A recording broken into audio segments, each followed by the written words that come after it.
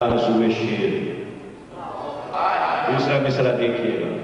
سبک ہو چلی تھی ترازوئے شیر مگر ہم نے پلہ گراں کر.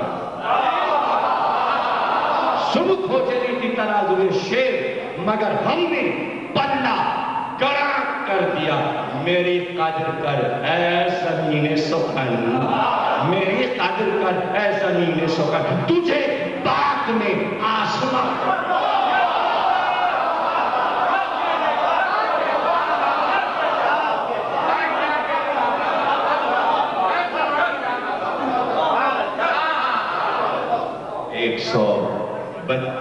برس پہلے 132 برس پہلے کہ جب ابھی یہ موضوع ادب میں نہیں آیا تھا تو لوگ کہتے تھے کیسے ہوں گے مہدی، ہمارے امام زمانہ کیسے ہوں گے. ایسا یادگار شعر کہہ دیا کہ آج بچے کو یاد. اور جتنا سوچتے جائیں اس شعر پر امام کی معرفت بڑھتی جائے گی. شبیہ ہے امام زمان کھینچتے. اس دیکھا آپ نے آرٹسٹ تصویر بنا رہا. یہ ہم اپنے زمانے کے امام کو کیسے دیکھتے ہیں تو برش، کارڈ، پینسل نہیں، تصور میں تصویریں جان کھینچتی. ابھی ہے امام زمان دکھا زمین نجف کی بلندی، دکھا دو زمین نجف کی بلندی. بہت آپ کو آسمان کھینچتے.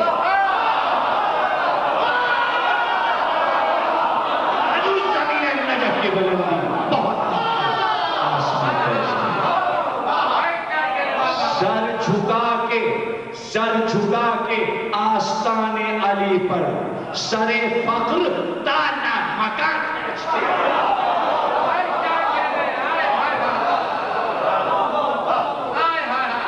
یہ وہ عشق ہے کہ جس نے معرفت کی منزلوں کو پڑھنا ہے. اور یہی گفتگو ہوگی کہ ہمیں خاندان حسین سے پیار کرنے کا طریقہ انیس نے سکھایا. بھائی ہم اردو بولتے تھے، ہم یہاں پیدا ہوئے برے صغیر تھے، آئے عرب سے، ایران سے، عراق سے. ہماری زبان فارسی نہیں ہے، ہماری زبان عربی نہیں ہے. اور پھنسے آگے ہندوستان میں وہاں کی زبان تو گجراتی، مراٹھی، سندھی، پنجابی، پشتو. اتنی زبانوں میں انیس نے سر اٹھایا. کاغذ ذکر حسین سمجھانا ہے تو عربی میں بات نہیں کریں گے، نہیں سمجھ میں آئے گی. فارسی میں بات نہیں کریں گے، بات سمجھ میں نہیں آئے گی. ترکی، پنجابی، سندھی، گجراتی میں بات نہیں کریں گے. آؤ ایک نئی زبان ترتیب دیں، وہ ہماری تمہاری زبان ہو، اس کا نام رکھو حسینی زبان. اور یہ کو پھر ہم نے سپرد کیا حسین کے کہ ہم نے رچ کے آپ کا ذکر زبان میں کیا. اب یہ آپ کے ذمے کہ زبان کو آپ عزت عطا کیجئے. انیس نے حسین کی ضمانت میں اردو کو دے دیا. اور حسین نے کیا آواز دی؟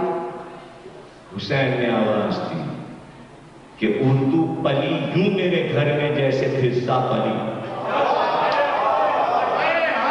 جو مرتبہ فضہ کا ہے اس سے کم اردو کا نہیں ہے. یہ بھی کنیز وہ بھی کنیز. اس نے 40 برس قرآن میں گفتگو کی. سمجھ رہے ہیں؟ فضہ نے بہت بڑا جملہ کہہ رہا ہے. اور یہ تو باتیں سمجھنے کی ہے، اس موضوع کو سمجھنے کا ہے کہ دھیرے دھیرے آپ کے سمجھ میں آئے. 40 برس قرآن بولی. اردو 700 برس سے علی کی زبان بول رہی ہے، حسین کی زبان بول رہی ہے. آپ مسجد میں پڑھتے علی نے یہ کہا، حسین نے یہ کہا.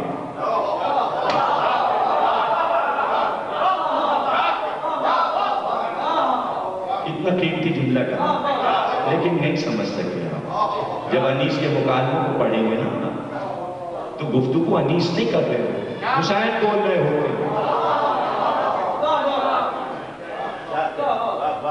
علی اکبر بول رہے ہو، قاسم بول رہے ہو، عباس بول رہے ہو. اردو کس کی زبان ہو؟ بنی ہاشم کی زبان ہو. اور خدا کی قسم تم کو پتہ بھی نہ چلتا کہ مدینے میں، کربلا میں یہ لوگ باتیں کیا کرتے تھے. اور اگر فرض کرو، ایک تو ہے ہی نہیں کہیں کسی کتاب سے یہ پتہ چل جائے عباس اور حسین آپس میں باتیں کیا کرتے تھے، علی اکبر اور حسین آپس میں باتیں کیا کرتے تھے، اور محمد نے آپس میں باتیں کیا کی. ایک تو پتہ ہی نہیں چل سکتا انیس کے علاوہ. اور اگر چل جائے تو کوئی کتاب یہ کیسے بتائے گی حسین اور زینب نے کیا باتیں کی. یہ ہے امیر انیس کا احسان کہ ہمیں خیمے کی کہانی بھی سناتی. جوش ملی آبادی کہتے ہیں اے انیس اعظم، اے مدینہ تہذیب کے میمان، اے اردو زبان کے پروردگار، اے اردو زبان کے پروردگار، تیرے لفظ و بیان کے اتنے خیام برپا ہیں کہ جب انہیں گنا جاتا ہے تو آداد کی سانسیں رکنے لگتی ہیں، اور تیری زبان کی کاٹ کے آگے،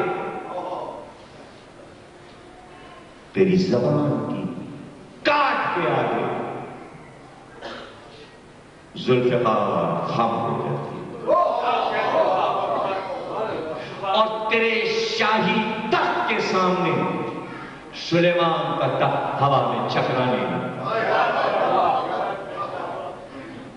اے انیس اعظم، تجھ پہ سلام، واللہ کے انیس کارے کر دی، واللہ کے انیس کارے کر دی.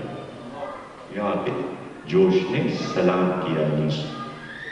اور یہ آپ کو بتائیں گے کہ دنیا کے بڑے بڑے شاعروں نے، دانشوروں نے، ادیبوں نے انیس کو سلام کیسے کیا.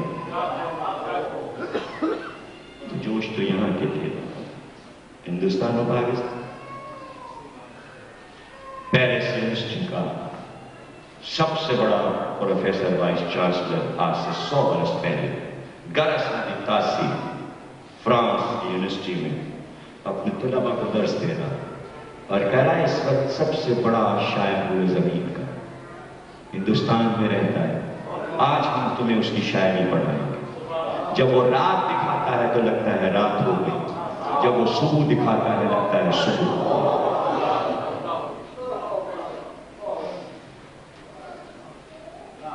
مرثیہ پڑھا، مرثیہ پڑھ کے ممبر سے اٹھے. بہت مجمع تھا، بڑی داد میں. اس عہد کے سب سے بڑے مجتہد مفتی میر محمد عباس صاحب تشریف فرما.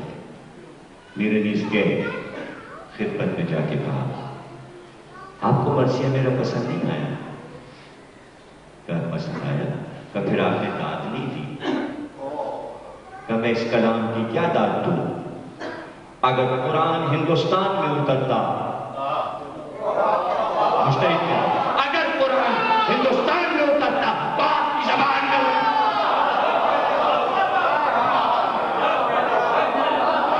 مقبول ہوئی زبان بارگاہ معصوم. 50 برس کے بعد زبان پرانی ہو جاتی ہے، ان کے سمجھ میں نہیں آتی کب کی زبان ہے، کیا بول رہے ہیں. عہد بدل جاتا ہے، زمانہ. 132 برس کے بعد آرام سے آپ انیس کا مرثیہ سن کے کہتے ہیں ہماری زبان.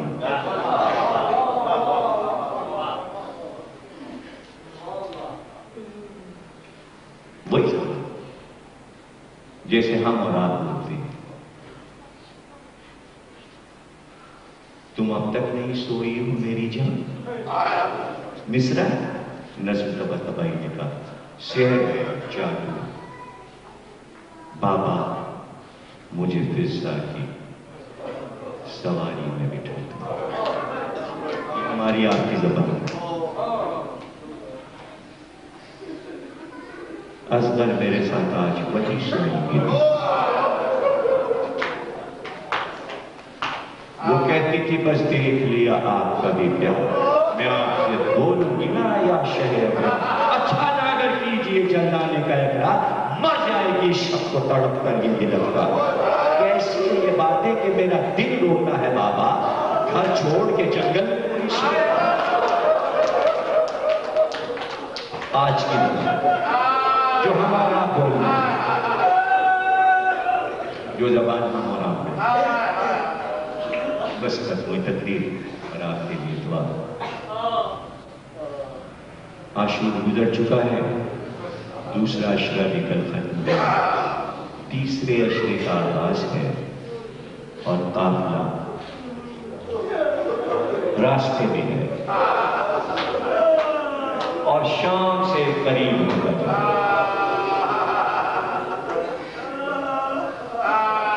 रास्ते में है, मंजिलें हैं काफिले की मंजिलें, कभी दिन में ठहरा कभी रात। कौन कौन सी बस्तियां आई, ऐसी भी बस्तियां आई कि जो ईसाइयों की बस्तियां हैं। और जब उन्हें पता चला मुसलमानों ने खुद अपने नबी के नवाज से कर दिया, उसके घर को नाराज कर दिया, उसके घर की औरतों को असीर कर दिया।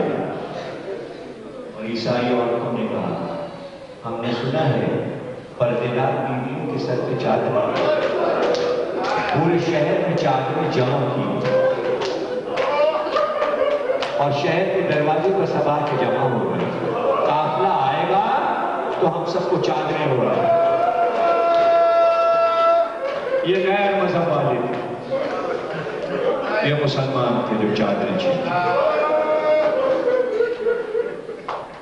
अल्लाह कहते हैं ईसाई औरतों ने चादरें फेंकी बीवियों की तरफ, लेकिन लश्कर यजीद ने वो चादरें नेज़ों से फाड़ टुकड़े टुकड़े कर बीवियों तक नहीं पहुंचते। बड़े हालात, कई लाख रवायतें हैं सिर्फ काफिले के रास्ते। और हम में हिम्मत है कि हम सब पढ़ें और ना आप सब सुन सकते हैं। अजीब अजीब मंजिलें हैं, काफिला रुक जाता, कहीं इत्तिला मिलती कि यहाँ के लोग बहुत नाराज हैं, वो ये कहते हैं कि आने तो दो काफिले को, नबी के नवासे का गला कैसे काटा और सर को नेज़े पे बना। दो लम्हे आखिरी दो जुमले अर्ज कर रहा और फिर आपके लिए दुआ करता हूं।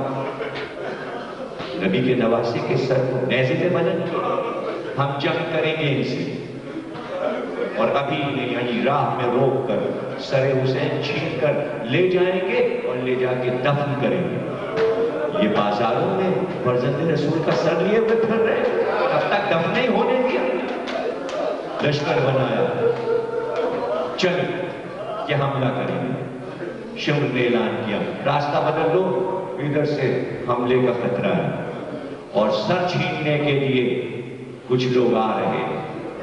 आगे बढ़ के रास्ता बदल के सहरा से निकले, काफिले को एक जगह रोका।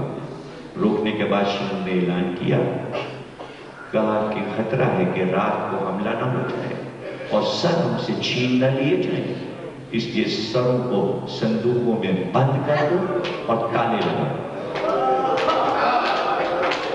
संदूकों में सर रख दिए गए। एक संदूक में हुसैन का सर रख दिया गया, एक संदूक में अली अकबर का सर, किसी संदूक में कासिम का सर।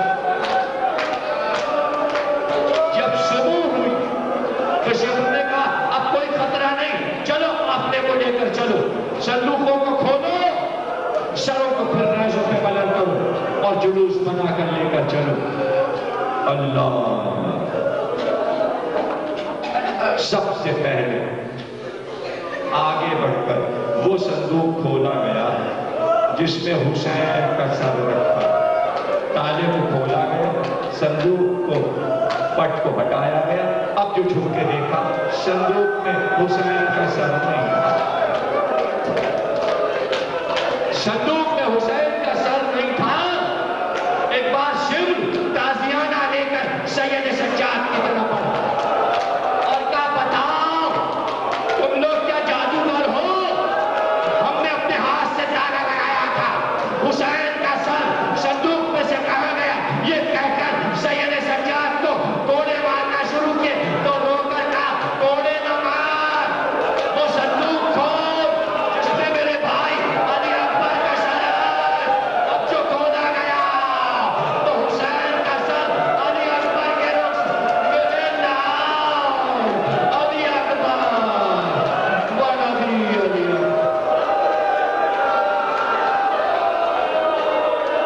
ارے اللہ اسی بات ہمیں کوئی غم نہیں رہا سوا کرو اس کے ایمان ہے اس کو.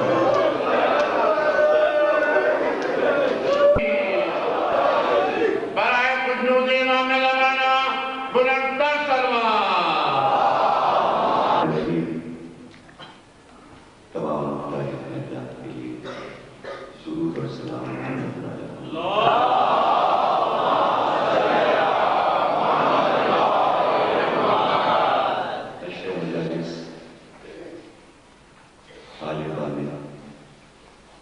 دوسری تقریر آپ حضرات سماعت فرمائیں. اعلان کے مطابق آئیے حسین میں تشریف لائیں. نعرہ سلوار.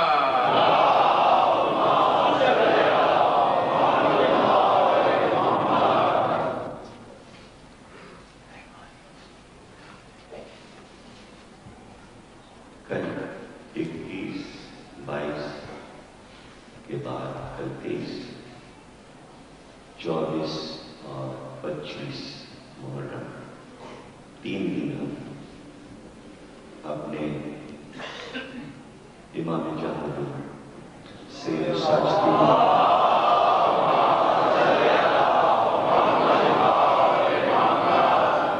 امام علی بن حسین صلی اللہ علیہ وسلم کی سیرت، ان کے فضائل، ان کے مسائل، چونکہ ایک مقام میں یہ ملا کہ ہم اس اشرے میں یوں تو ایک مجلس پڑھتے رہے ہیں ہم کی شہادت کی، لیکن چونکہ ایک مسلسل اشرا ہے اس لیے 3 دن امام پر گفتگو رہے گی. وقت کی پابندی کے ساتھ آپ حضرات آئیں اور ایک ریکارڈ رکھیں اپنے پاس چوتھے امام کے بارے میں جن کے فضائل شاذ و نادر ہی کوئی پڑھتا ہے. اور اس لیے ہوگا کہ آپ کے پاس علاوہ ان کے فضائل اور مسائل کے تینوں مجلسوں میں ایک اضافہ یہ ہوگا کہ میر انیس بھی شامل ہیں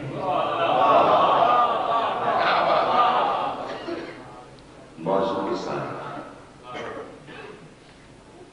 اور یہ بھی ایک نئی چیز ہوگی تاریخ کتابت میں کہ انیس نے چوتھے امام کے بارے میں کیا کیا کہا.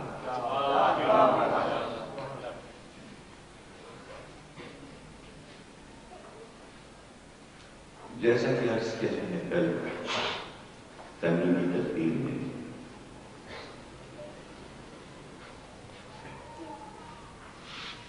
کہ ادب ایک ایسی دنیا ہے کہ جہاں کسی بھی مذہب اور ملت کا ادبی شخص تعصبات کا اظہار نہیں کر سکتا. یہ بنا ہوا اصول ہے. اگر وہ تعصب برتے ادیب اور شاعر نہیں مانا جاتا، تصور نہیں. اور یہ بات تمام مسلکوں کے ادیبوں نے واضح کر دی.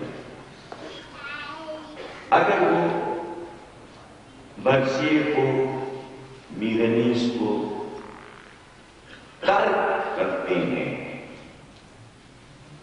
تو ان کا تعصب ہو جائے گا.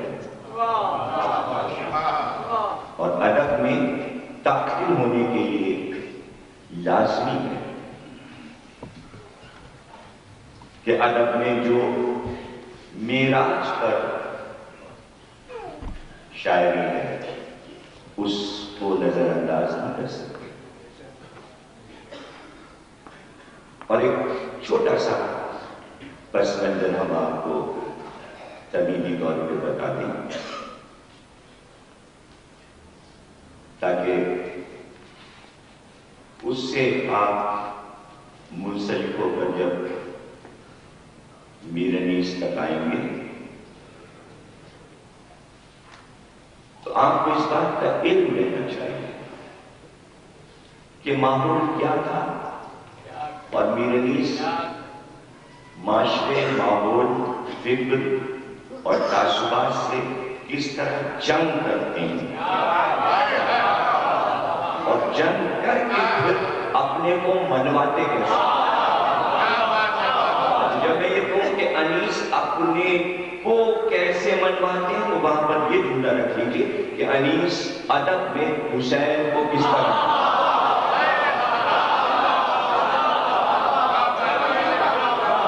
یہ گفتگو یہی ہے کہ ہر مذہب و ملت سے انیس نے یہ تقاضا کر دیا کہ کیا صرف حسین کو مانتے ہو؟ نہیں، تمہیں لکھنا بھی پڑے گا، تمہیں بولنا بھی پڑے گا. مجبور کر دیا میر انیس نے. تو یہی گفتگو 9 دن ہے کہ انیس نے کیسے ہر مذہب والے کو، وہابی ہو، سنی ہو، اہل حدیث ہو، بریلوی ہو، حنبلی ہو، مالکی ہو، شافعی ہو، جو ادب میں انٹر ہونا چاہتا ہے انیس نے باڑ لگا دیا. بغیر کربلا نہیں آ سکتے.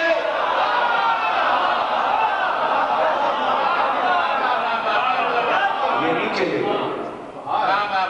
بہت بچے جو آپ دیکھتے ہیں کہ مشاعرے جو ہوتے ہیں شدت سے،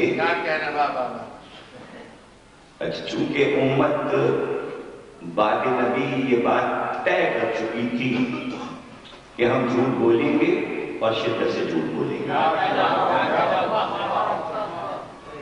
تو چونکہ جھوٹ پسند تھی امت تو اب وہ ہندوستان جائے، ایران جائے، عراق جائے، کہیں بھی جائے امت اپنا جھوٹ ثابت کے بھی سینے سے لگائے. تو آج جب اردو ادب میں انٹر ہوئی رسول کی امت، اردو کہاں بنی امت، تو جھوٹ تو چھوڑ نہیں سکتے. جھوٹ تو گھٹی میں پڑا تھا. تو جھکا ہوا جھوٹ شاعری کی طرف، یعنی غزل کو لے لو، جتنا جھوٹ غزل میں بولا جاتا ہے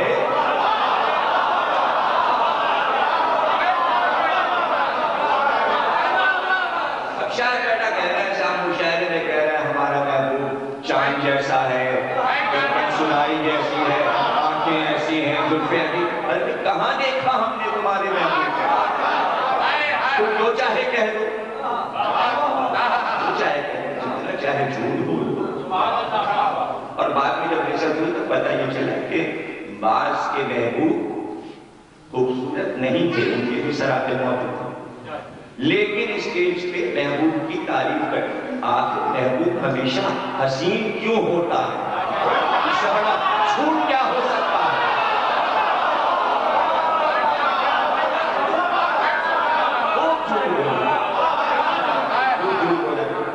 چونکہ جھوٹ پسند ہے اس لیے مشاعروں کی شدت ہو رہی، اس لیے ہو رہی. بھئی جھوٹی تو بولنا ہے.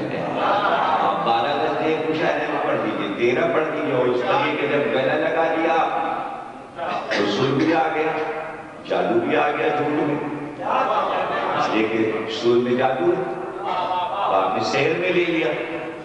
انیس نے نہ سر کو چھوا نہ مہر کو چھوا۔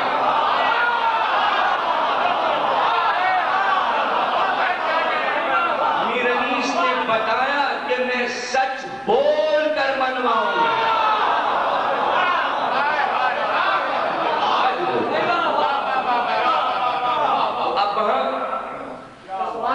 انہوں نے یہی کر سکتے تھے کہ مشاعرہ جو ہے وہ ادبی ہے اور یہاں مرثیہ ہو رہا ہے وہ مذہب ہے۔ انیس نے کہا یہ ہم تمہیں کہنے نہیں دیں گے، ہم مشاعرے کی ٹکر پہ اگر مجلس کو نہ بنا دیں۔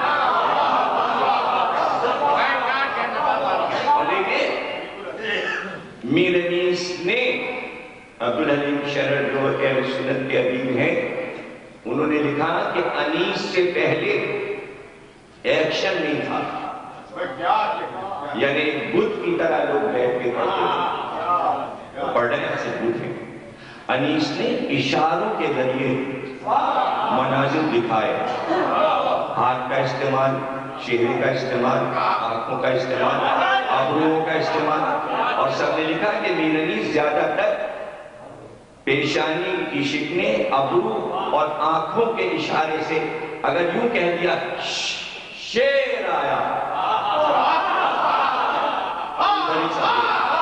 یہ ہے کمال، وہ شیر آیا، دلیر آیا، شیر آیا، تو لوگ مڑ مڑ کے دریا کی طرف دیکھتے ہیں۔ بنارس میں جو مجلس انیس نے پڑھی وہ دریا کے کنارے ہو گئی اور مجلس میں بیٹھنے والے دریا کو مڑ کے دیکھ سکتے، تو جب دریا سامنے ہو اور انیس عباس کا حال پڑے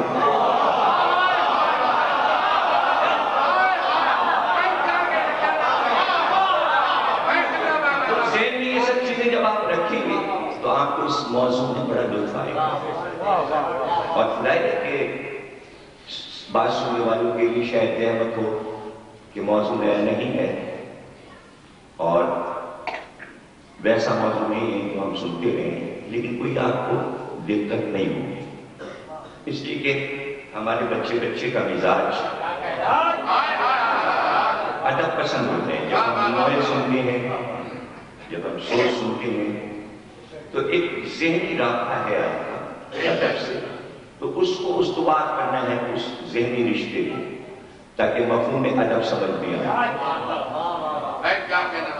اور ہم اپنی نئی نسل کو یہ بتا سکیں کہ یہ شاعری جو ہو رہی ہے حسین کے لیے اور شدت سے ہو رہی ہے، اس کا مقام کیا ہے؟ پوری دنیا کے ادب میں اس کا مقام کیا ہے؟ صرف انیس نے جو معجزات دکھائے، ایک رقم آپ کو بتائیں کہ یہ نوحے جو آج لکھی جا رہی ہیں ان کی پڑھنا بتانا یہ سب انیس سے آئے، اور کوئی نوحہ جو لکھے جا رہے ہیں 100 سال کے عرصے کوئی قافیہ، کوئی ردیف، کوئی مصرع انیس سے باہر نہ ہے، سب وہی ہے، وہی استعمال ہوگا۔ تو معجزہ بنی کا دیکھیے کہ نوحہ کیا آیا شباب پر پاکستان میں سچے پر اور سفر ہوا ان کا امریکہ کی طرف، تو پورے امریکہ میں ان کے نوحے سنے گئے۔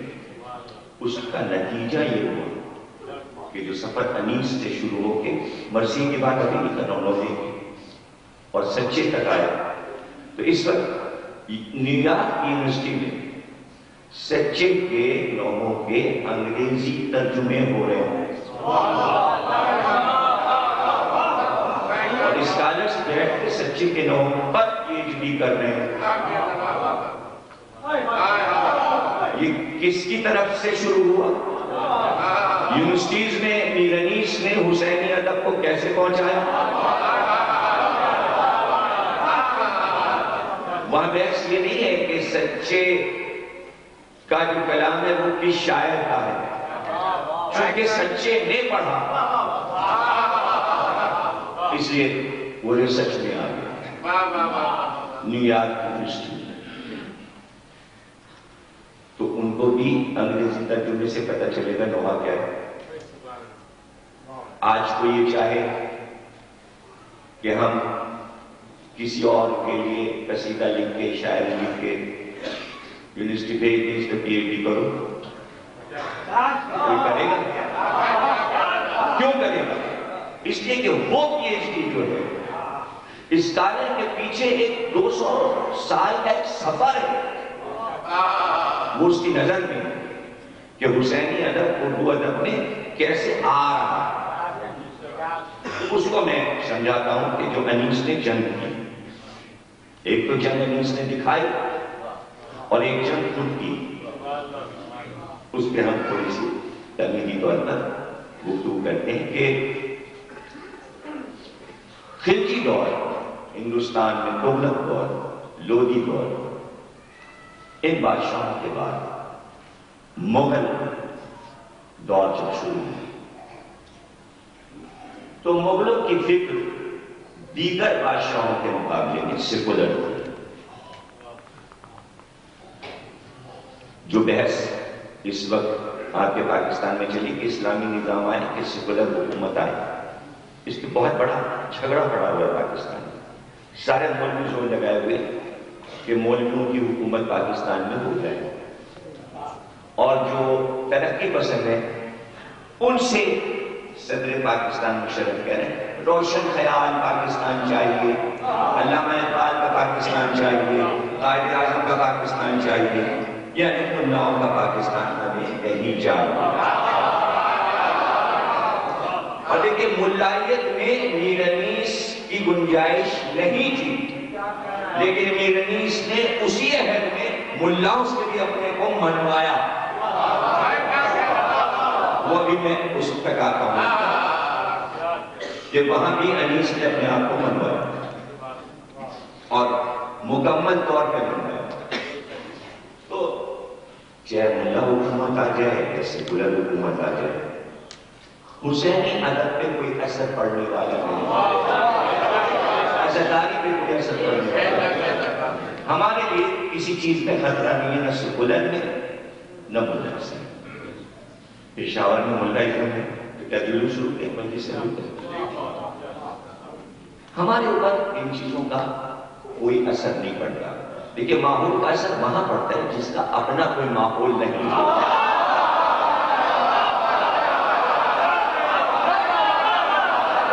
ہمارا ایک سیٹ اپ بنا ہوا ہے، آپ کچھ بھی کرتے رہیے، یہ مٹ نہیں سکتا، یہ بگڑ نہیں سکتا، یہ نہیں بدل سکتا۔ اور اس پر میں نے مارٹن روڈ میں دریا اشرا پڑھتے ہوئے کئی برس پہلے ایک لطیفہ سنایا کہ یہ حسینی جو تنظیم ہے جس کا چلانے والا کوئی بادشاہ، حاکم، صدر، وزیر اعظم نہیں ہے، بلکہ یہ کنٹرول ہو رہا ہے وہاں سے۔ یہاں والا کوئی نہیں اسے کنٹرول کر رہا، وہاں سے کنٹرول ہو رہا ہے۔ تو اس کو میں ایک لطیفے کے طور پہ اپنے مفہوم کو سمجھا رہا تھا۔ کسی گاؤں میں ایک زمانے میں عیسائی وفود آتے تھے، پادری آ جاتے تھے، 25-50 برس پہلے تک فیشن تھا، گاؤں گاؤں پہنچے، کچھ چائے کے ڈبے لائے، کچھ کپڑے، کچھ لباس تقسیم کیے اور تھوڑی سی تبلیغ کی، اس کو انجیل دے دی، بائبل پڑھ لی، یسوع مسیح، میری سمجھایا انہوں نے، عیسائی ہو جائیے اور چرچ میں آئیے گا تو آپ کو ایک امن کا درس ملے۔ تو جن دیہاتوں میں غربت ہوا کرتی تھی وہ عیسائی ہو جایا کرتے تھے کہ چائے نہیں ملتی، چائے کی بتی نہیں ملتی تھی گاؤں والوں۔ جب چائے نئی شروع ہوئی تو پورے سارے چائے کے باغات انگریزوں کے پاس تک دارجلنگ تھی، وہ چائے پسند کرتے تھے، پتی نہیں تھی۔ کپڑے دیکھے، پورا گاؤں عیسائی ہو گیا. انہیں چاہے لڑکی کپڑے چیز خرچ سب چرچ سے مل گئے. روز آتے رہے چرچ میں، درس سنتے رہ رہے، عیسائی ہو گئے. عیسائیوں کی طرح رہن سہن ہو گیا. ایسے محرم آیا، محرم آیا، 9 دن گزرے، 10واں دن آیا، وہی عیسائی کپڑے اتار کے سڑک پہ زنجیریں لگانے، خون تھے. کسی نے جا کے پادری سے کہا کیا تم نے کوئی عیسائی بنایا؟ چلو ہمارے ساتھ چل کے دیکھو وہاں کر کیا رہیں گے تمہارے عیسائی. پادری آیا، اس نے کہا یہ زنجیریں لگ رہی، کمائی لگ رہی، خون بہا رہا. پھر اس نے دیکھا اور اس کے بعد چرچ واپس آ گیا. اب نہ نہا دھو کپڑے بدل کے یہ چرچ پہنچا. شام کو جانے میں چرچ سب جا کے بیٹھے سب جاتا. پادری نے کہا یہ کیا لوگوں نے ہنگامہ مچایا ہوا؟ تم تو عیسائی، تم تو ہمارے مذہب پہ ہو. کب مذہب چھوڑا ہے نا آپ نے، ہمیں مذہب کیا ہے، ہم نے مذہب بدلا ہے. اب کیا حسین کو بھی چھوڑ دیں؟ یہ نہیں ہو سکتا.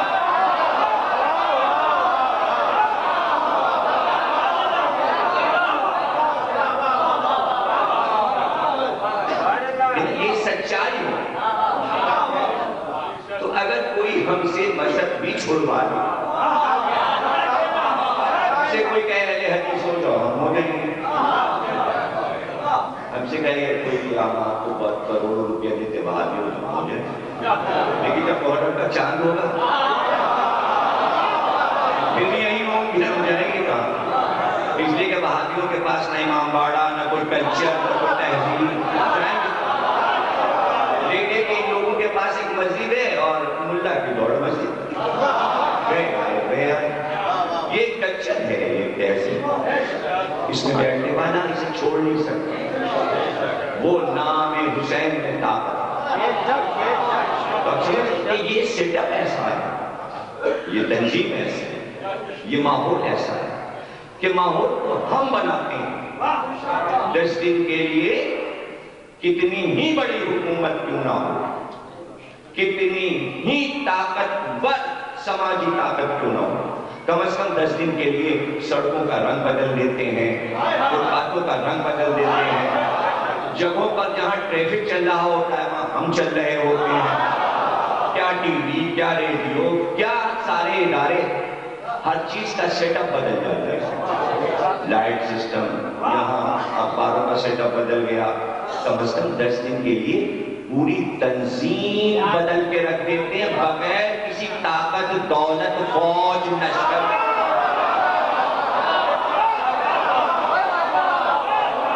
اور یہ کوئی اسلامی ملک سے پاکستان نہیں، برطانیہ میں بھی برطانیہ پولیس کو ہمارے جلوس کی آنکھیں دربانی کرنی پڑتی ہے. یہ کیوں؟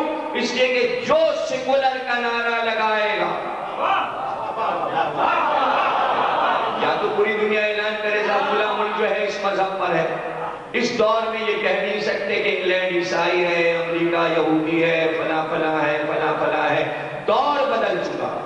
پورے ورلڈ کو یہ بتانا ہے کہ ہم روشن خیال ثابت کرنے کے لیے ضروری ہے کہ یہ کہا جائے ہم تعصبی نہیں ہیں. جب تعصب کو چھپا کر سامنے آتی ہے کوئی حکومت تو اس کو یہ کہنا پڑتا ہے ہم نے ہر مذہب کو آزادی کی ہے. تو ہر مذہب کو جب آزادی ہے تو ہم بھی آواز دے کے کہتے ہیں ہمارا جلوس نکلے گا، مجلس ہوگی، ماتم ہوگا. اب یہ دوسری بات ہے کہ ہر مذہب والا آزادی مانگ رہا ہے، لیکن جب ہم آتے ہیں تو ہر مذہب کا رنگ پھیکا پڑ جاتا ہے.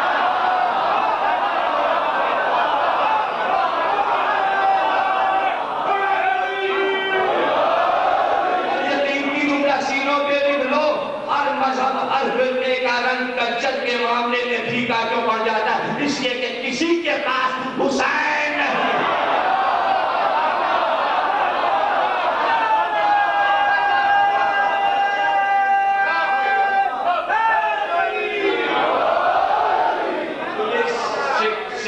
سے یہ بات آگے بڑھ گئی، تھوڑی سی تمیز اس کی ہو گئی تو مغلوں نے آپ ظاہر انہوں نے دیکھا قومیں یہ ہندوستان اور حکومت کرنی ہے، اگر آگے بڑھانا ہے اولاد میں جانا ہے اس تخت و تاج کو تو کیا کریں؟ ہندوؤں میں سینکڑوں فرقے، اور شین، پھر مسلمانوں کے اپنے فرقے، انہیں ہندوؤں کے فرقوں سے اتنا خوف نہیں آتا جتنا مسلمانوں کے فرقوں سے خوف آتا۔ ان کا کیا ہوگا، کیسے حکومت کریں گے؟ تو ان کے لیے آسان تھا، ایک پورے راجپوتانے کا بڑا علاقہ اکبر نے راجپوتوں کو قبضے میں کر لیا، بیٹی بیاہ لایا، یہ بات ہی ختم ہو گئی، اسے ختم کر دیا اس نے کہ بھئی ہندوؤں میں ہماری سسرال ہے، اب کون گھر اجاڑے داماد کا، یہ تو مسلمانوں میں ہے۔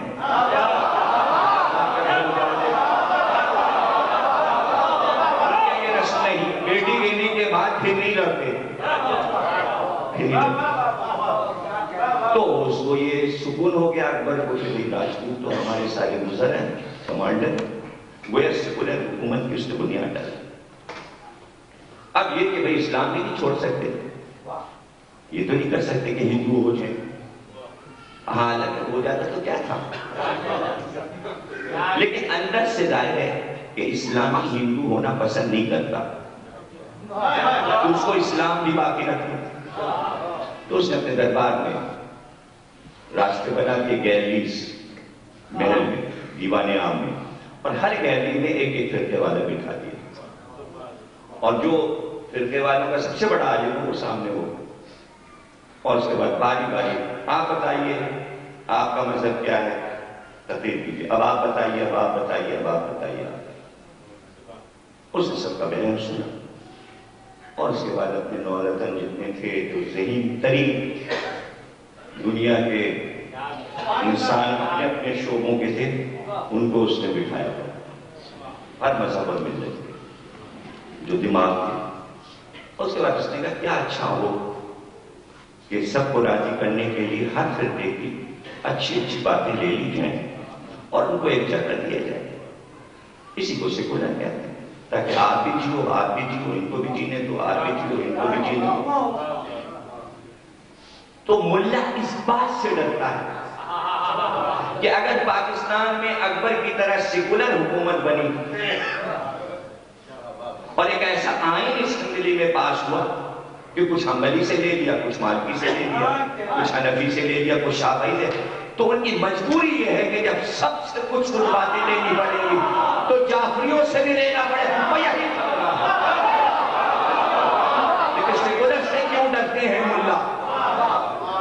سیکولر سے اس لیے ڈرتے ہیں شیعہ انٹر ہو جائیں گے، تو خوف کیا ہے؟ ارے ایک بندہ لے لو بھائی، ایک ہی بندہ تو ہے، والوں نے ایک ہی تو شیعہ کمیلی کو بٹھایا ہوا،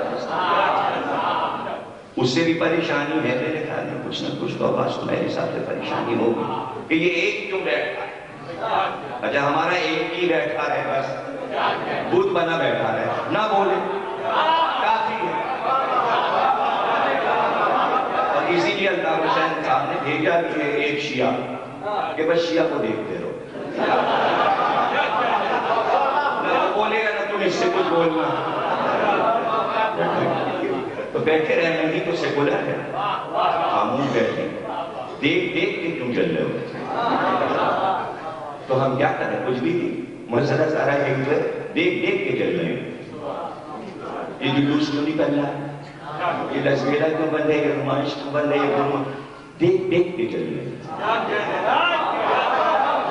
یہی ہے لطف جناب، یہی ابھی آپ کو میں بات سمجھ رہا ہوں۔ تو اس نے اکبر نے کہیں یہ کہہ دیا کہ بھئی اس میں ایک بڑا مسئلہ یہ ہے کہ متاع کسی کے پاس نہیں، یہ میں لے لوں شیعوں سے، باپ بتا گئی، اس لیے اس نے کہا بھائی بادشاہ لوگ کنیزیں رکھے بغیر تو رہتے ہی نہیں، اور کنیزی سسٹم جو ہے وہ نکاح ہے، پیسے دیے کنیز خریدی، یہ سسٹم اچھا ہے کہ اس میں سیغہ بھی ہے نکاح کی طرح، بس یہیں سے آفت مچ گئی، اور اکبر نے کہا کہ شیعہ علی قاضی اللہ شوستی کو ایران سے بلا کیوں کر، قاضیوں کو ذات بنا دیا۔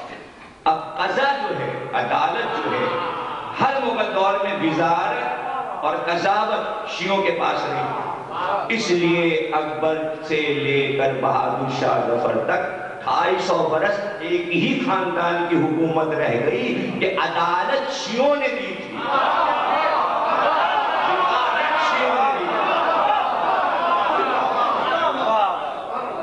اور جب بھی آپ دیکھیں کسی ملک میں اگر آپ امن دیکھیں اور ملک کو ترقی کرتے دیکھیں تو سمجھ جائیں اس کے پیچھے کوئی شیعہ وزیر ہے اور عدلیہ شیعوں کے پاس ہے.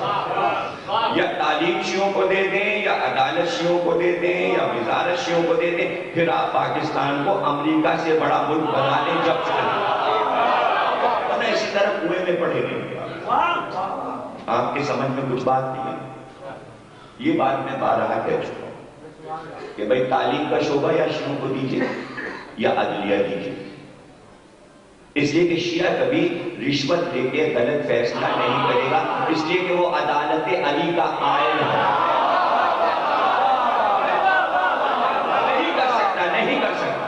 اور تعلیم میں اگر آ جائے, شیعہ اگر وزیر تعلیم بن جائے تو تعلیم گاہوں میں کبھی جھوٹ نہیں داخل کروائے گا کتابوں. اس لیے کہ شیعہ جھوٹ کو نہیں پسند کرتا. کونوا مع صادقین, سچوں کے ساتھ ہو.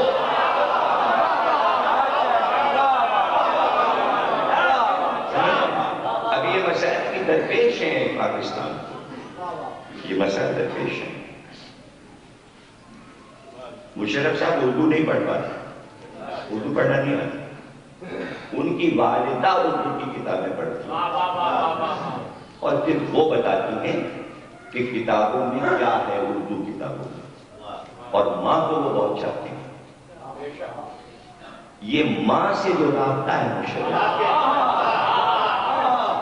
وہ نرمی مشرف میں آئی کہ بھئی کیوں خواہ شیعوں کا قتل ہو رہا تھا. یہ جو جہاد کا نعرہ ہے ابھی بھی نشہ جہاد کا نہیں اترا. یہ نہیں ہے کہ کشمیر کا جہاد کیوں رکا, افغانستان کا جہاد. یہ پریشانی یہ ہے شیعوں کا قتل عام کیوں رکا. ان باریکیوں کو آپ کو سمجھنا ضروری ہے. اب مغل حکومت کے لیے یہی پریشانی تھی کہ ملا یہ چاہتے ہیں شیعوں کو مارو, اکبر یہ چاہتا ہے ہماری حکومت میں قتل عام نہ ہو اور نسلوں تک دینا. اب اولاد کو اسی چیز کو لے کے آگے جانا ہے. اکبر کے بعد یہ بات تو سمجھ گئے خاندان والے کہ سچا دین کیا ہے, اور حسین سے بڑی کوئی سچائی نہیں. تو محل میں انہوں نے عزاداری کو باقی رکھا لیکن رعایا کے سامنے سیکولر بنے رہے. کیوں؟ لیکن اس لیے نہیں کہ پوری جماعت سے ڈر گئے مغل بادشاہ, وہ ملاؤں سے ڈرتے تھے کہ اگر ہم ذرا سے مذہب کا اشارہ کر دیں تو یہ مسجدوں میں ہنگامہ کرا دیں گے, مدرسوں میں ہنگامہ کرا دیں گے, حکومت کمزور ہو جائے گی. اب آیت کے طور پر بادشاہ شاہ عالم آفتاب تک آتے آتے 5ویں 6ٹھی نسل میں مغلوں کے یہاں اورنگزیب کے بعد اس کا پوتا اب طے کرتا ہے کہ یہ وقت ہے کہ ہم قلعے کا مذہب باہر لائیں. اب اس کے دماغ میں کیا سمائی میں نہیں سمجھ سکتا کہ کیوں اس نے یہ چاہا کہ ہم چھپ کے نہ رہیں. تو اس نے حکومتی آرڈر پورے ہندوستان میں نکالا کہ ہر مسجد میں علی ولی اللہ ہو. اچھا, بادشاہ کا آرڈر تھا, سب جگہ ہو گیا, لیکن جب لاہور میں یہ آرڈر پہنچا تو لاہور کے اہل حدیث لڑنے مرنے کے لیے نکل آئے, ہنگامہ کرنے کے لیے کہ ہم مسجدوں میں علی ولی اللہ نہیں ہونے دیں گے. بغاوت ہو گئی لاہور. وہ بغاوت اب تک موجود ہے. ماویہ روڈ لاہور میں بنا ہوا ہے, کراچی میں نہیں ہے. لیکن علی ولی اللہ وہی روکے گا جو ماویہ کے شہر, شیعہ ہو یا سنی, وہ شیعہ ہو یا سنی, سنی بھی قائل ہے علی ولی اللہ کا, لیکن وہ شیعہ ہو یا سنی یا وہابی یا حنبلی مالکی جس کے دماغ پر معاویہ کے پنجے گڑے ہوئے ہیں اور اس نے سر کو پکڑا ہوا ہے, وہ کبھی علی ولی اللہ کو پسند نہیں کرے گا. اتفاق ہے وہ معاویہ روڈ پہ میں نے جا کے مجلس پڑھی ہے لاہور میں. کبھی وہاں مجلس ہی نہیں ہوئی, مجلس نہیں ہونے دیتے وہاں معاویہ روڈ پہ لاہور. لوگوں نے مجلس رکھی, کہا پڑھیں گے, میں نے کہا کیوں نہیں پڑھیں گے, کیوں نہیں پڑھیں گے. اگر عقیل معاویہ کے دربار میں علی کے فضائل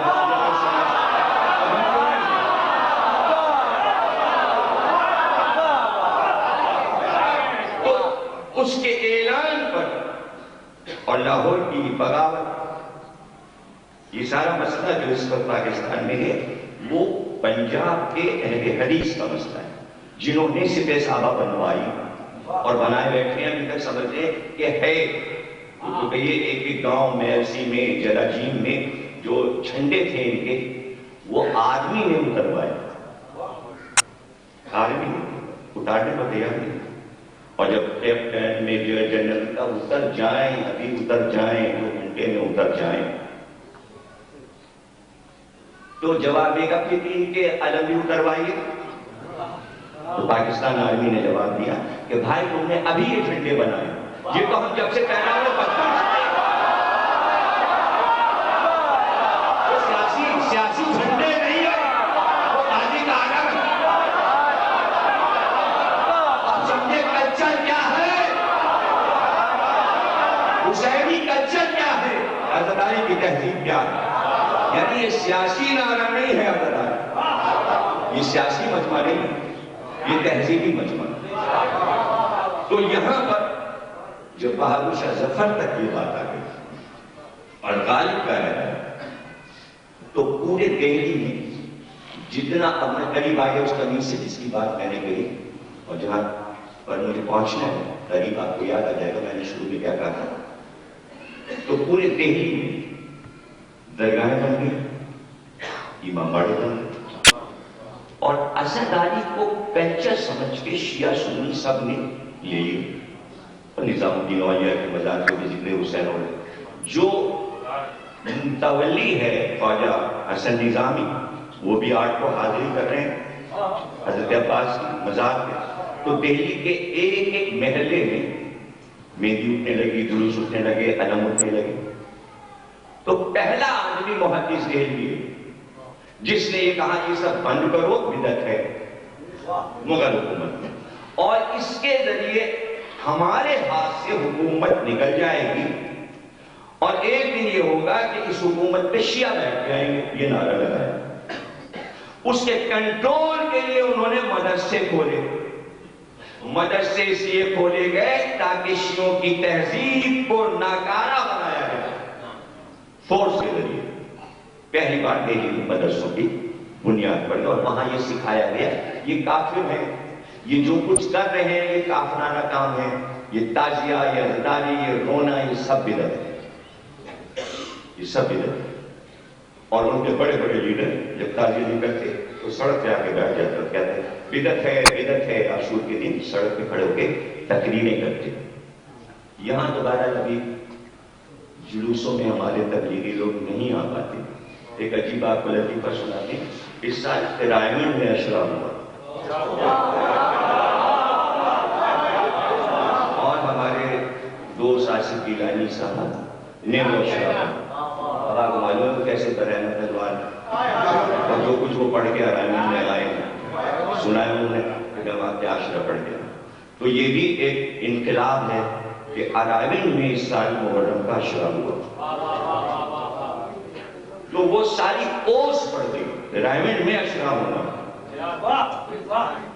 کہ جہاں آواز ہی نہ پہنچ پائے حسینی بزم کی.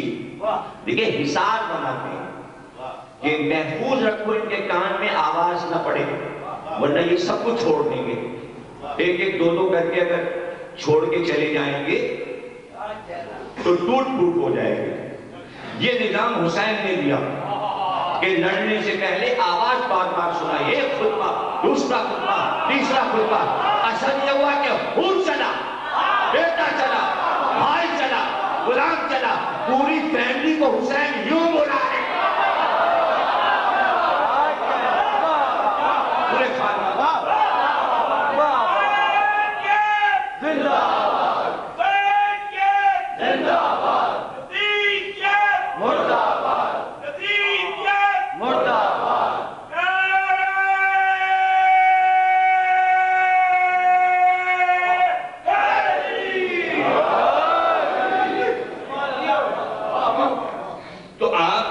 یہ جو محفل سجائے گئے تھے کراچی، آپ کو کسی سے کچھ کہنا نہیں ہے، صرف آپ جو عمل کر رہے ہیں اس کو دیکھ کر ایک انسانیت کا درس دیا جاتا ہے، اور جو چاہے وہ انسان بن جائے، حیوانی سطح سے اتر کے آئے اور انسان بن کے دکھائے۔ صرف اتنا پیغام ہے حسینی تہذیب کا۔ ایسے میں جب اتنا کلچر پھیل گیا ہندوستان میں تو ضرورت یہ تھی کہ اتنے لوڈ کو کیسے اٹھایا جائے۔ چندے سے تو کام ہو نہیں رہا تھا، چندہ اس زمانے میں شروع نہیں ہوا تھا، اور شیعوں نے بھی چندہ ان کو دیکھ کے شروع کیا، ورنہ چندہ کلچر ہمارے یہاں نہیں تھا، اس لیے کہ ہمارا کلچر ہے شاہ حسن حسین، شاہ کے لیے چندہ نہیں ہوتا۔ خدا کا شکر ہے کہ کراچی میں وہ 10 روپے رسید والا چکر کسی طرح ختم ہوا، اور اب ڈونیشن کا چکر ہم یہ سب آپ کا انتظام کر دیں گے، ورنہ گلی گلی میں ان کی رسیدیں مسجد بن رہی ہے، فلانے محلے میں مسجد بن رہی، چلے ٹرین رکنا مشکل تھا، کراچی سے لاہور میں جس اسٹیشن پر وہ سامنے دیکھیں مسجد بن رہی ہے، چندہ دیجیے۔ تو وہ ہمارے بچوں نے بھی سیکھ لیا تھا، سبیل کا چندہ دیجیے، اس کا چندہ، ہمارے چندہ نہیں، ہمارے چندہ نہیں۔ اور ہمارے قوم کے وہ افراد جنہیں اللہ نے عطا کیا، جب وہ دیکھیں کہ کوئی چندہ مانگ رہا ہے تو آگے بڑھ کے کہیں کہ اپنا کرنا چاہتا، اور تمہارا کتنا خرچہ ہم کر دیں گے۔ یہ فریضہ ہے ہر حسینی کا کہ شاہ حسن حسین، بادشاہ حسن حسین کے نام پہ رسیدیں اور چندہ نہ ہونے دیں، بالکل بند کر دیں اس چکر کو، بالکل بند۔ یہ دیکھے بیٹھے ہیں مہدی صاحب ہمارے، ان کے دوست مرتضیٰ صاحب گئے دبئی، اور جاتے ہی انہوں نے خیر عمل کی ذریعے اپنے خرچ سے پوری بدل کے رکھ دی، نہیں بنا، چندہ تو نہیں ہوا نا۔ ایک آدمی نے اپنی ذات سے، سبیل لگاتے ہیں اپنی ذات سے رسید بکے چھپا کے چندہ نہیں، کہ 2 روپے کر کے کب لگے گی سبیل۔ یہ شان حسین کے خلاف، اور نہ ہمارے ائمہ نے کبھی چندہ کیا، نہ ان کے اصحاب نے چندہ کیا، نہ ان کے غلاموں نے۔ یہ ہم کو لگایا گیا چندے پر، تبلیغی جماعت کا زہر بویا۔ ہم کو اس سے دور ہٹ جانا چاہیے، ہم کو یہ کام نہیں کرنا چاہیے، بالکل چھوڑ دینا چاہیے، اور بلکہ ختم بھی ہو گیا، کم ہو گیا، اور بالکل زیرو پہ لیا اس کو۔ تو چندہ تو تھا نہیں، لوٹ تھا اتنا، اور سب تھے امیر اور رؤسا جو عزاداری کر رہے تھے، تاجی اٹھائے تھے، بیوی اٹھا رہے تھے، وہ کیا کرتے، کیا چندہ کرتے دہلی میں کہ بھئی ہم اتنی بڑی عزاداری پورے ہندوستان کی کیسے چلائیں۔ تو ضرورت تھی وزارت کی، یہ قدرت نے کیا انتظام۔ محمد علی شاہ بادشاہ جب آئے، سے رنگیلا کہتے ہیں، رنگیلا بادشاہ کہتے ہیں مغلوں کا، رنگیلا مغل محمد علی شاہ، وہ کٹر شیعہ، اور اس نے جو مسیح اور مجلس اور جو شاعروں کو نوازا، اتفاق ہوا کہ اس کو اولاد نہیں۔ اسی زمانے میں موسوی سید نیشا پور کے صفدر جنگ ایران سے جب آئے تو ان کو وزیر اعظم بنایا اس نے۔ اس کے بھی ایک ہی بیٹی تھی صفدر جنگ کی، نام تھا امت زہرا۔ محمد شاہ رنگیلے نے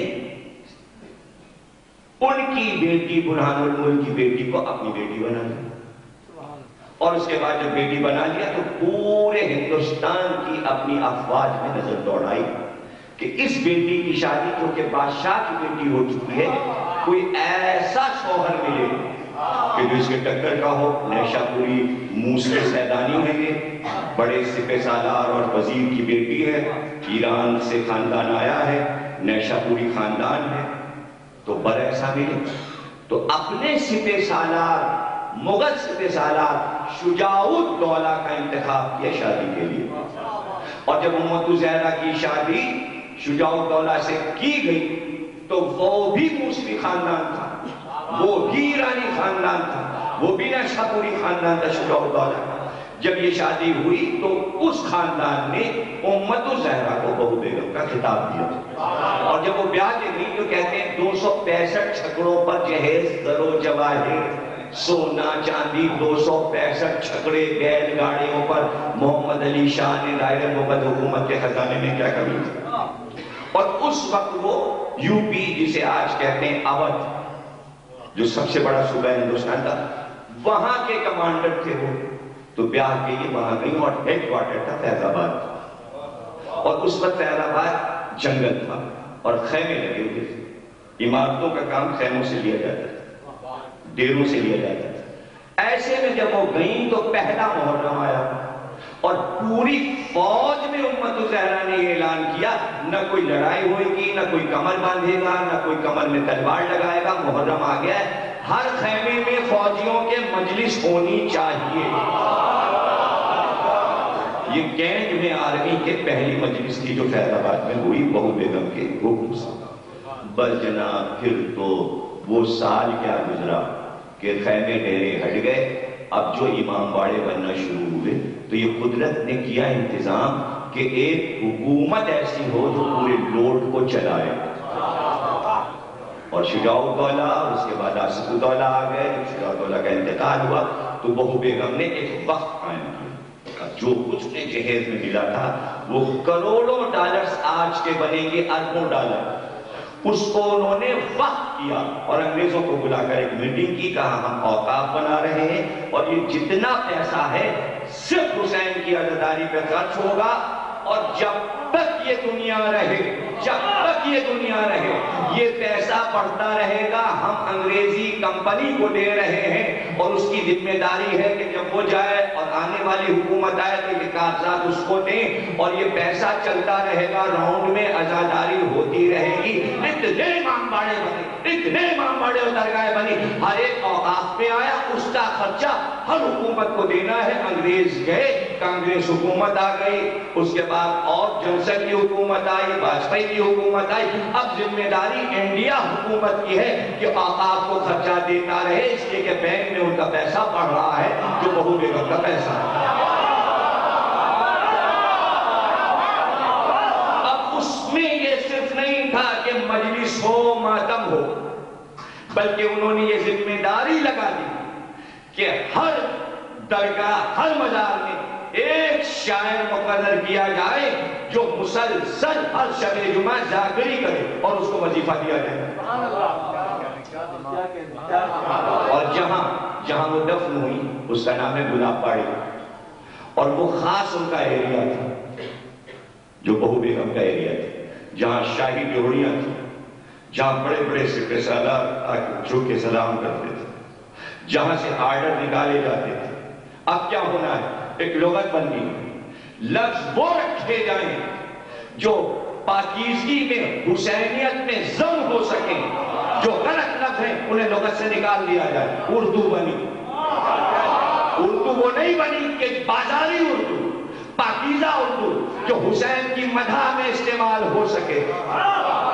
उस लुगत को बनाने के लिए मीर अनीस के दादा मीर हसन का इंतखाब हुआ कि लफ्ज आप परखेंगे कि ये लुगत में रखा जाए या नहीं।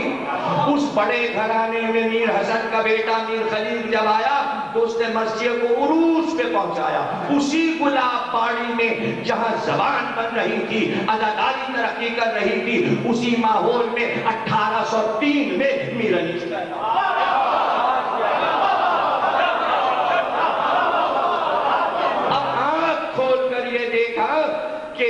हर बुजुर्ग, चाहे घर की खातून हो या मुल्क का कोई सिपाही हो, वजीर हो, किसी किस्म की विदारत हो, हर एक की लौ एक है कि जब मुहर्रम हो जाए तो सब स्याहपोश हो जाए। उस माहौल में अनीस ने यह तय किया कि इससे पहले कि इस पर हमला हो, इस पूरे सेटअप पर इसका दिफा कैसे किया जाएगा और इसको यहां से निकाल कर गैरों तक कैसे पहुंचाया जाएगा। अनीस ने जब ये नीयत कर ली, और ये नीयत कैसे की, ये नीयत कम उम्री में कर ली। 14-15 बरस के थे, 16 बरस के। बाप शायद, दादा शायद और दादा शायद, सगर दादा शायद। शायरी तो मिर्से में खानदानी आ रही थी। बाप मीर खलील, दादा मीर हसन और दादा मीर जाहिद। اور میر امامی تک 7 پشتوں سے شاعری آئی اور اپنے بعد 5 پشتیں اور انیس نے چھوڑی. مداحی حسین نے یہ بھی وہی کہا عمر گزری ہے اسی دشت کی سیاہی میں 5ویں پشت ہے شبیر کی مداحی. 5ویں پشت ہے شبیر کی. یہ فخر دیکھیں کہ مداحی میں پشتیں گزر رہی ہیں. یہی فخر ہمیں کرنا چاہیے، بس کافی ہے ہمارے لیے کہ ہمارا بیٹا، اس کا بیٹا، اس کا بیٹا کس کس طرح عزاداری کر گئے بزرگ. یہی سنانا ہے، یہی بتانا ہے کہ حسین کا غم نسلوں نے کیسے منایا اور آگے کیسے منانا، یہی پیغام ہے. تو اس ماحول میں کہ جہاں مشاعرے ہو رہے ہیں، بڑے بڑے شاعر اس وقت موجود تھے، سبھی کو وظیفے مل رہے تھے، تو کیا رنگ برس رہا تھا مشاعروں کا کہ رات رات بھر کے مشاعرے ہوتے تھے. آتشیں اور ناصف ہیں اور رنگ ہیں اور وفا ہیں اور فلاں ہیں اور فلاں ہیں اور خانے آرزو ہیں اور مصفی ہیں اور میر ہیں اور سودا ہیں اور انشاء ہیں اور جولت ہیں. سارا ادب دہلی، مرشد آباد، پورے ہندوستان کا آ کے وہاں جمع ہو گیا تھا، اس لیے کہ وظیفے بڑے تھے، اس لیے سارے ہندوستان کا ادب ایک جگہ سمٹ آیا. اور اس گلستان میں ادب کے انیس ابھی 14 برس کے تھے. اب جو ماحول ہے کہ رات بھر مشاعرے ہو رہے ہیں، تو انیس بھی وہی کرے، اس لیے کہ ابھی بچپن ہے تو وہ بھی چلے گئے مشاعرے. 1 مشاعرہ، 2 مشاعرے، 3 مشاعرے، غزل پڑھائے. وہ منزل آئی کہ غزل کی شہرت باپ تک پہنچی. لوگوں نے آگے کہا رات آپ کے دل کے لیے کیا غزل ہوئی، اشارے کیا نگہنا سے دل ربا کے چلے، جب ان کے تیر چلے نیمچے قضا کے چلے. مثال ماں یہ بھی آپ موج تڑپا کی ہوا پھوٹ کے روئے جو وہ نہا کے چلے. اسی غزل پڑھ دی کہ مشاعرہ الٹ پلٹ ہو گیا. لوگوں نے آ کے کہا کہ صاحب آپ کے لڑکے نے تو رات تمثیل یہاں پر ڈھا دی، سارے استادوں کو چت کر دیا، ایسی غزل پڑھ دی. کوئی اظہار نہیں کیا باپ نے. ہاں بیٹے کو بلایا، کہا کیا خیال ہے تمہارا، کیا غزل میں ہی زندگی گزارنی، کیا سوچا ہے؟ چپ رہے. کہا بابا جلدی دیکھو، اگر اپنے لیے شاعری کی تو کیا اس کے لیے شاعری کرو جس کا گھر کربلا میں اجڑ. اور اس کے بعد جو جملہ کہا وہ محمد حسین آزاد نے آب حیات میں لکھا، اور اتنا مشہور جملہ ہے، زومانی جملہ ہے. کہا کہ ببر علی غزل کو سلام کرو، غزل کو سلام کرو. تو بس انیس نے اسی غزل کو سلام بنا دیا اور غزل کو سلام.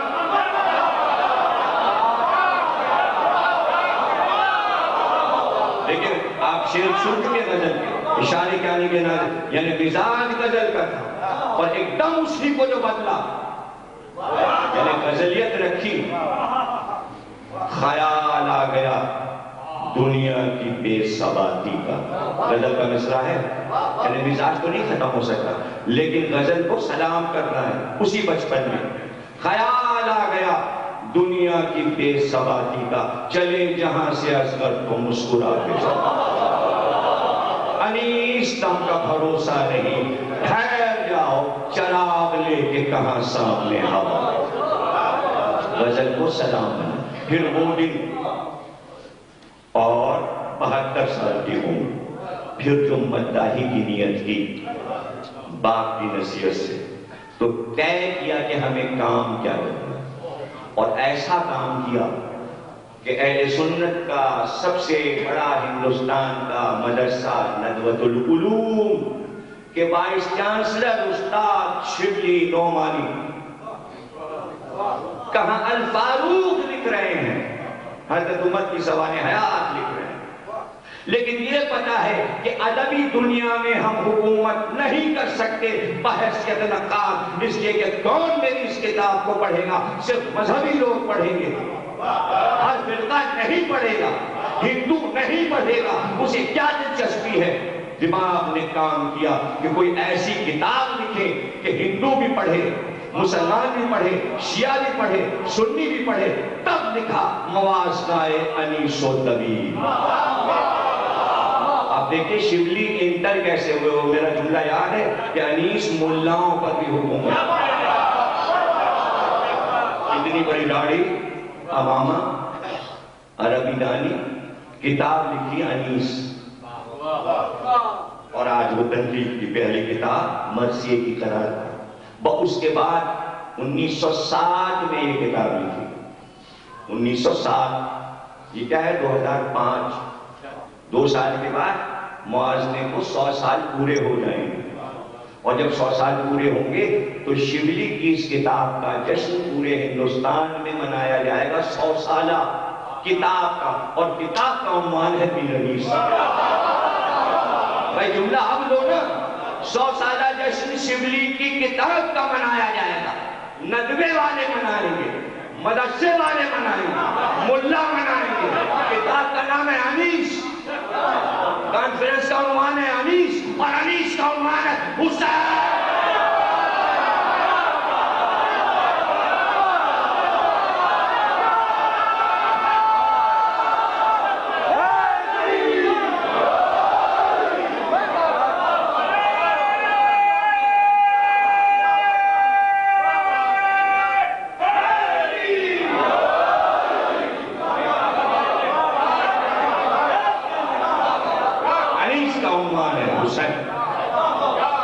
کیسے منواتے ہیں حسین؟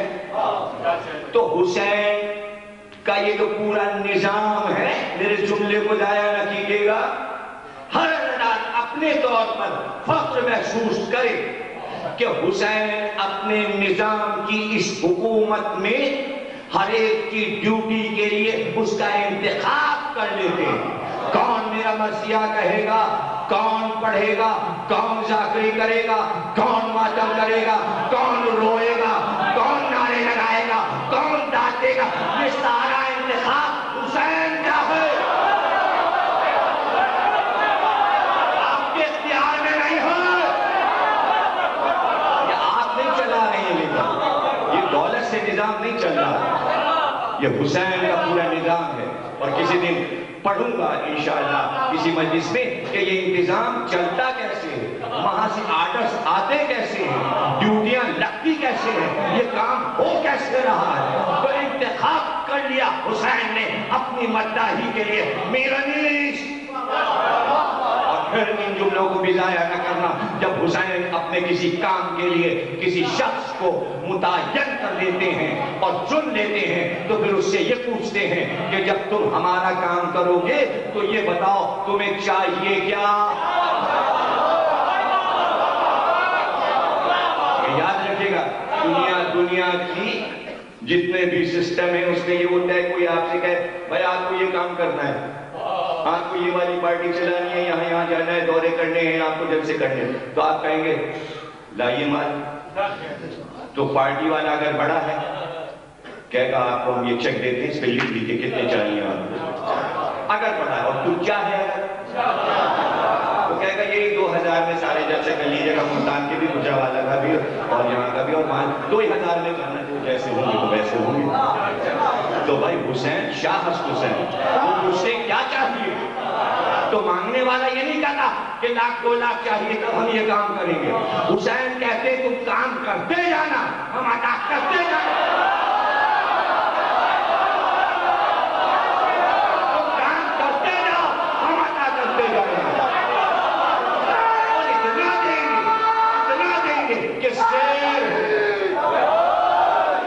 شیر ہوگا۔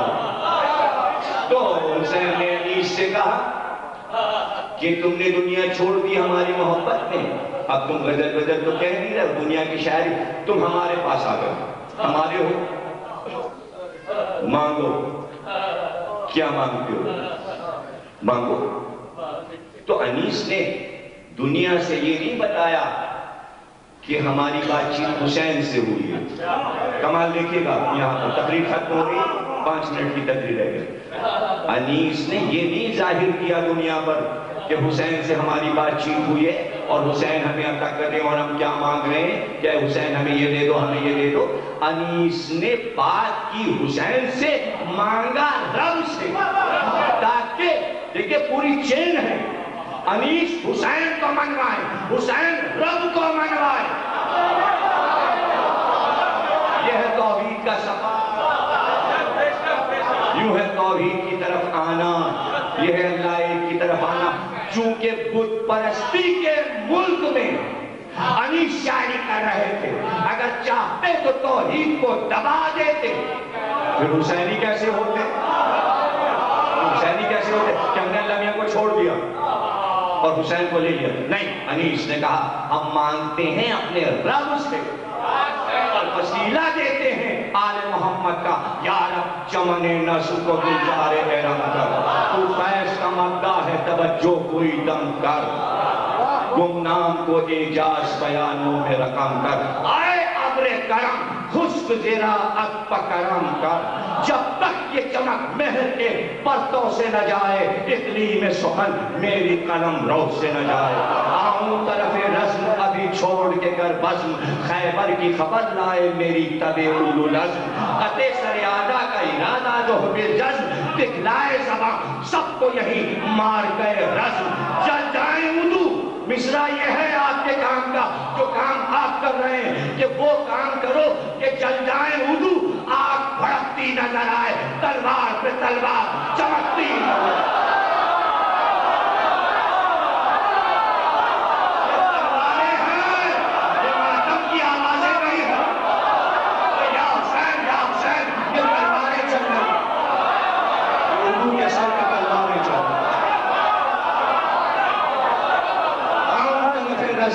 چھوڑ کے گر بازم، خیبر کی خبر لائے میری طبع اولو لازم. قطع سریادہ کا ارادہ جو ہو بالجزم، دکھلائے زباں سب کو یہی مار گئے رزم. چل جائیں اولو، آگ بھڑکتی نظر آئے، تلوار پہ تلوار چمکتی نظر آئے. وہ ایک زباں ماہ سے تامش کرنے ماہی. لیکن اس ترتیب میں یہ ضروری ہے سب ایک زبان ہو. یہ نہیں کہ اسی مجمع میں بیٹھ کے ہوا کہ ہم تھوڑا سا حسین کو بھی مانتے ہیں، تھوڑا سا یزید کو بھی مانتے ہیں. ایک آواز کہ حسین سے محبت ہوگی اور یزید پہ لعنت ہوگی. زبان ایک ہو، ایک زبان ہے یہاں سب کی. وہ ایک زبان ماہ سے تمسکن ماہی، عالم کو دکھا دے برش سیف الہی. جرأت کا دھنی تو ہے یہ چلائے سپاہی، نعرہ تیرے نام پہ ہے سکہ شاہی. ہر دم یہ اشارہ ہو دبات اور قلم کا، تو مالک و مختار ہے اس طبل و علم کا. زمانے کی پروانے عالم کی شکایت نہیں مولا، کچھ دفتر باطل کی حقیقت نہیں مولا. میں کیا ہوں کسی روح کو راحت نہیں مولا. عالم ہے مقدر کوئی دل صاف نہیں ہے، اس عہد میں سب کچھ ہے پر انصاف نہیں ہے. اس عہد میں سب کچھ ہے پر انصاف نہیں ہے. مختار مائی رو رہی تھی، 5 کو سزا ہوئی موت کی، چھوڑ دیے گئے. اس عہد میں سب کچھ ہے پر انصاف نہیں ہے. تو انصاف کون دے گا؟ تو تائید کا ہنگام ہے یا حیدر صفدر. تیرا ہی کرم عام ہے یا حیدر صفدر. تو صاحب اکرام ہے یا حیدر صفدر. اور جب کہہ دیا حیدر صفدر تو پھر کیا کرتا ہے ماتمدار؟ یہ سنو کہ کتنی طاقت آتی ہے. تو صاحب اکرام ہے یا حیدر صفدر.